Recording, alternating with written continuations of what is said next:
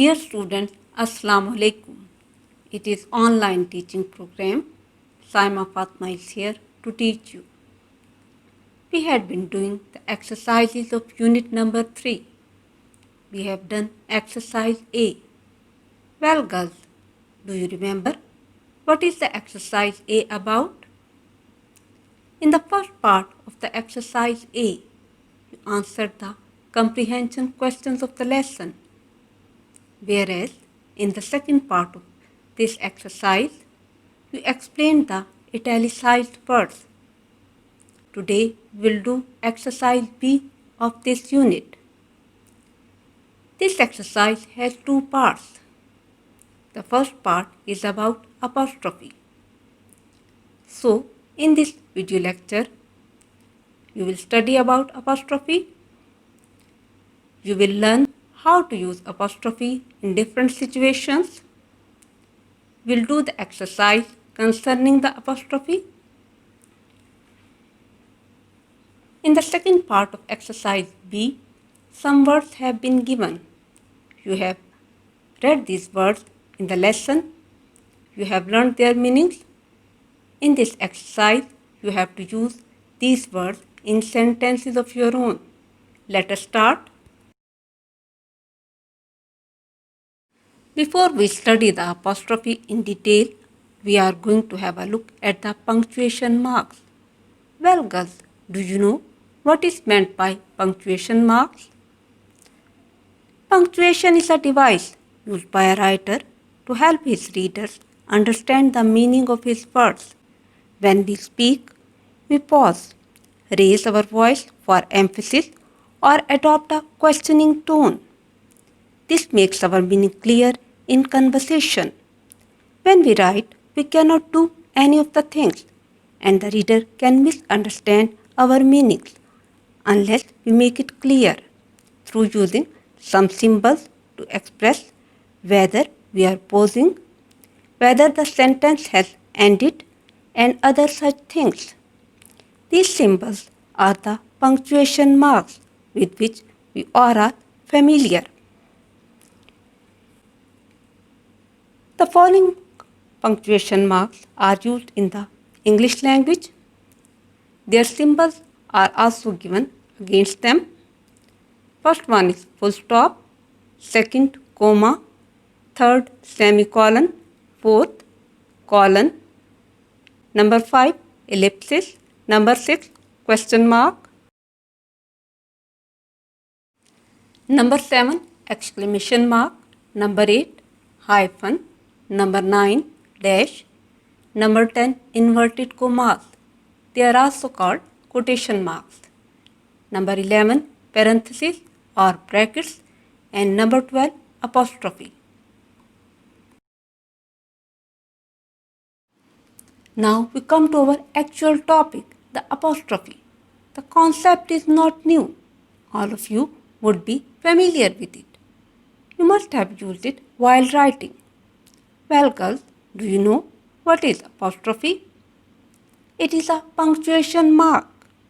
It is written as a comma slightly above the line. In our daily life, we use apostrophe in the following cases. Number 1, we use it to show possession. We use it to indicate that a person or thing belongs to somebody. Look at these examples. My friend's brother. Here we have used the apostrophe to show the possession, to show the ownership. It answers whose brother? Brother of my friend. Second example, the waiter's apron. Again we have used the apostrophe to show the ownership, to show the possession. It answers whose apron? Apron of the waiter.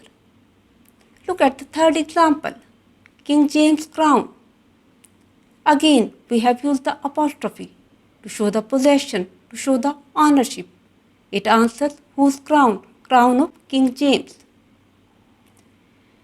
Mind it girls, you must be very careful when you are using apostrophe to show the possession, to show the ownership. You should keep some rules in your mind. First rule is that if a plural noun ends in S, you should use the apostrophe after S. Look at these examples. The boys' books. Here, boys is plural noun ending in S. So, we have used the apostrophe after S. Second example, the girls' performance. Again, plural noun girls ends in S. So, apostrophe has been inserted after S. Third example, the villagers' problems. Villagers is also a plural noun ending in S. So, we have used the apostrophe after S. Second rule is that if a plural noun doesn't end in S, we should add S after the apostrophe. Look at these examples. Men's horses. Here man is the plural noun, not ending in S. So we have used S after the apostrophe. Second one, women's coats. Again, women is the plural noun, not ending in S. So we have added S after the apostrophe. Third one, children's clothes. Again, children is the plural noun, not ending in S. So we have added the S after the apostrophe. Third rule is that never use apostrophe with possessive pronouns or adjectives. It would be altogether wrong to use apostrophe in possessive pronouns or adjectives. Examples are yours sincerely. Here yours is possessive pronoun. So it would be wrong to use apostrophe in it. Second one, the horse dropped its saddle. It is possessive adjective. So it would be wrong to use apostrophe in it.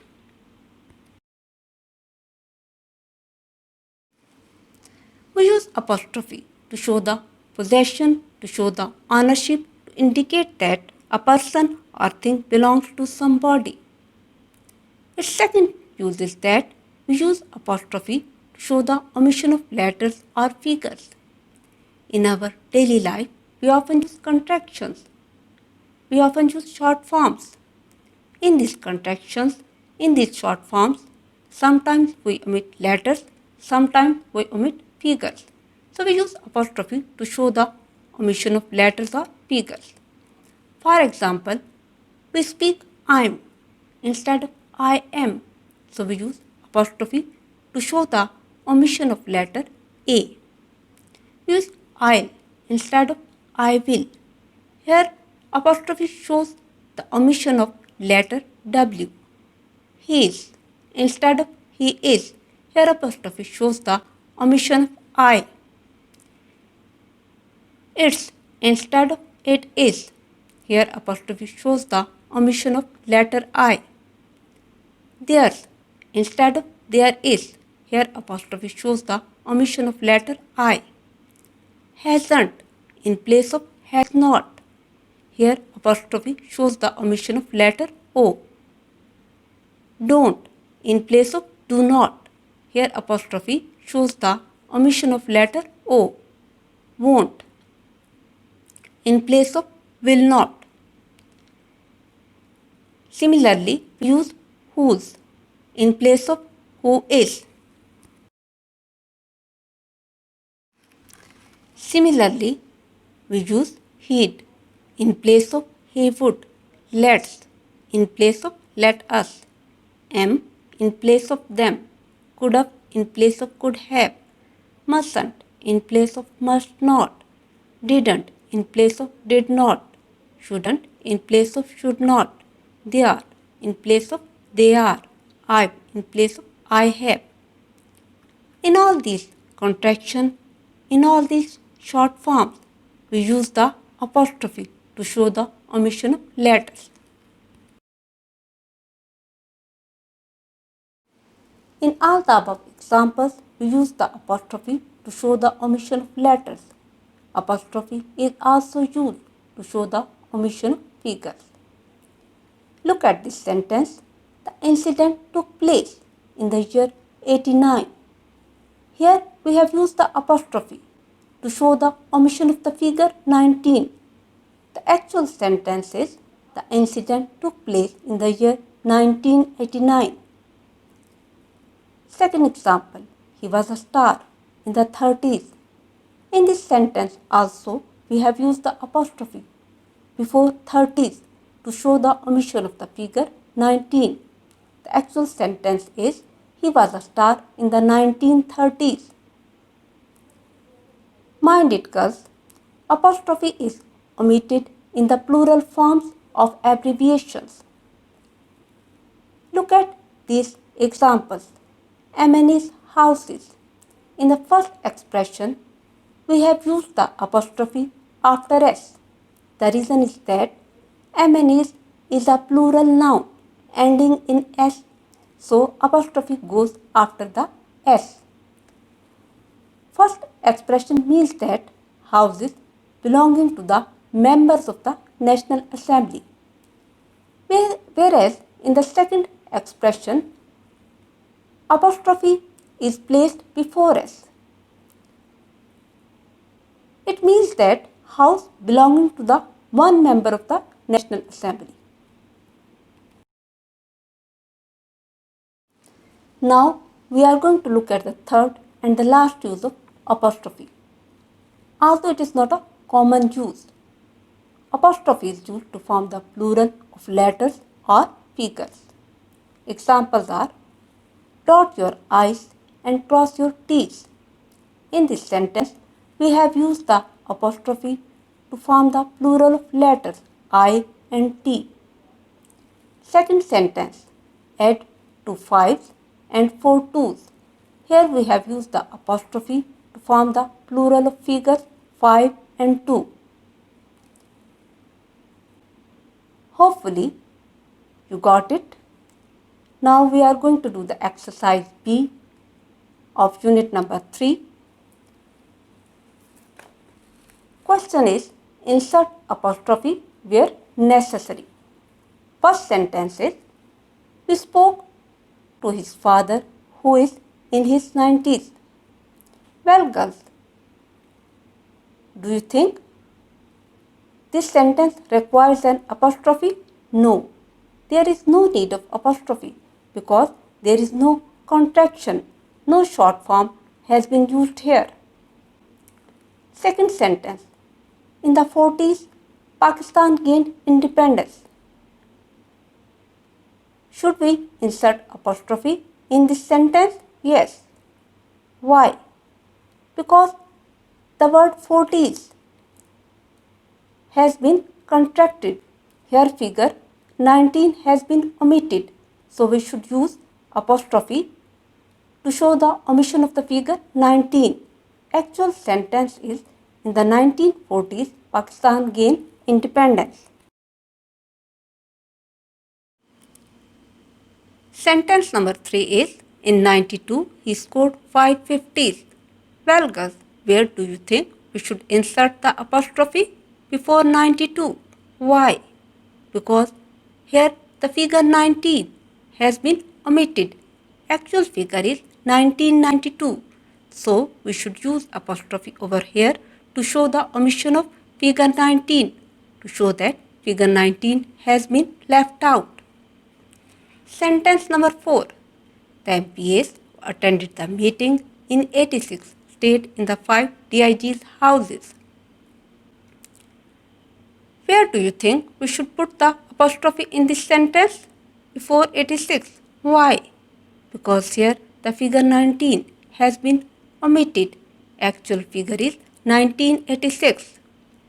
And we should also use apostrophe after DIG's S, because DIG's is a plural noun ending in S, and we should use apostrophe over here to show the possession.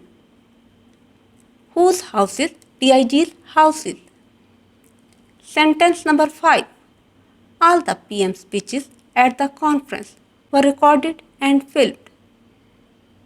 Where would the apostrophe be used in this sentence? After PM's S. PM's is plural noun ending in S. It shows the possession. So we should use the apostrophe after S. Whose speeches? PM speeches. Now we are going to do the second part of the exercise B.